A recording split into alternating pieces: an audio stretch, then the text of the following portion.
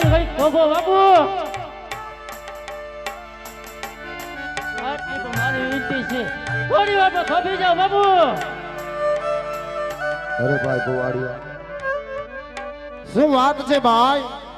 વાત તો કરે વીરા વાત તો એમ છે આ રણ વાગ્યાની અંદર અબડા નારી એવું તો રુધન કરી રહી છે બાપુ ઈ માટે થોડી વાર પર સમાધિ રોકો બાપુ અરે ભાઈ ગોવાળિયા કોણ દીકરી છે ભાઈ અને શું નામ છે વીરા એ તો કહે ભાઈ બાપુ મેઘવા કુળની કોઈ દીકરી છે ડાલીબાઈ નું નામ છે અને રામા પેટ ને પા વચને મંજાણા છે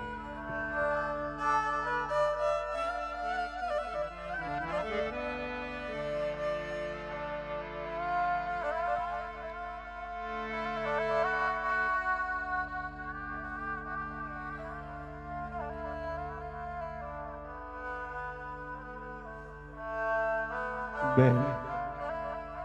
શા માટે વિલાપ કરો છો કારણ કાજ એવી તો સંવેદના લઈ તમારા મનની અંદર શું છે બેન કારણ હું બેન શા માટે વિલાપ કરો એ તો કહો અમને બેન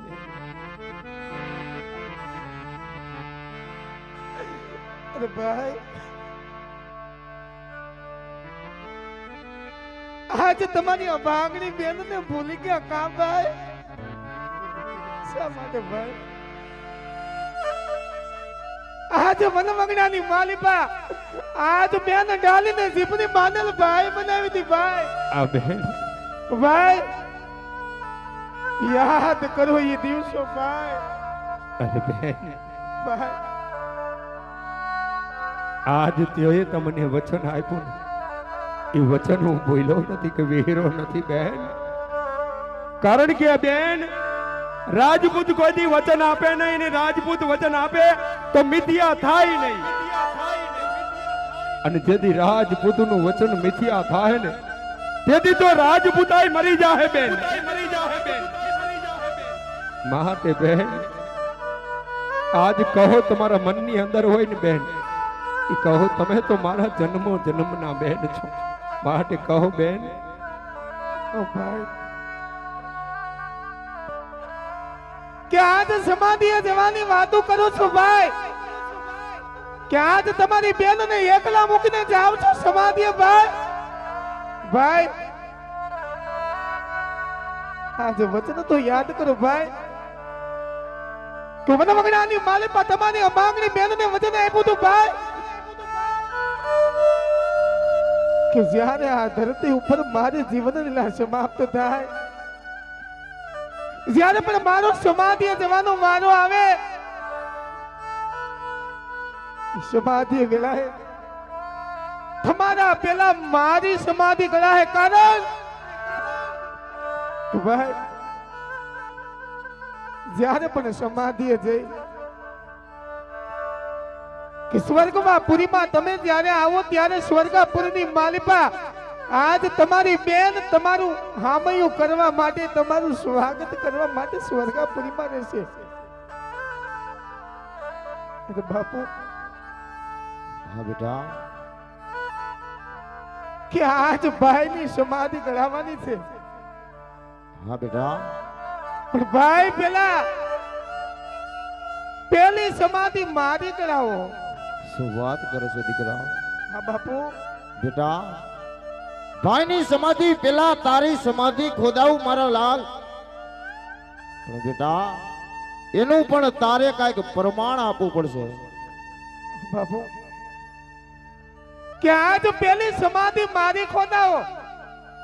એ સમાધિ માંથી સોય દોરો ને કાંસકી નીકળે ને તો એ પેલી સમાધિ મારી થશે અને બાપુ મારા સમાધિ ગયા પછી 4 દિવસ પછી ભાઈની સમાધિ ખોલાવો સાહેબ ભાઈની સમાધિ ગળાવ્યા બાદ એમાંથી સોનાની ચાકડી નીકળે તો એ ભાઈની સમાધિ કહેવાશે ભલે બેટા ડાલી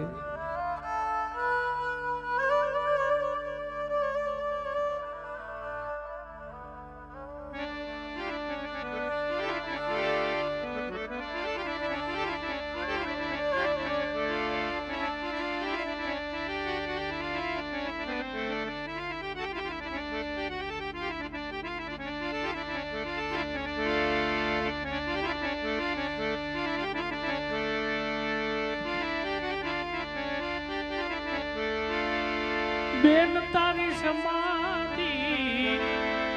વેળાયું જોને આવ્યું. હવે જાવું જોને અલગ રે ધણીના દરબાર. હે હામૈયા કરજો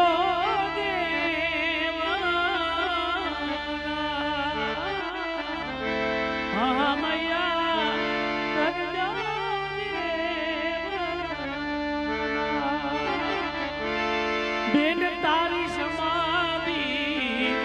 વેડા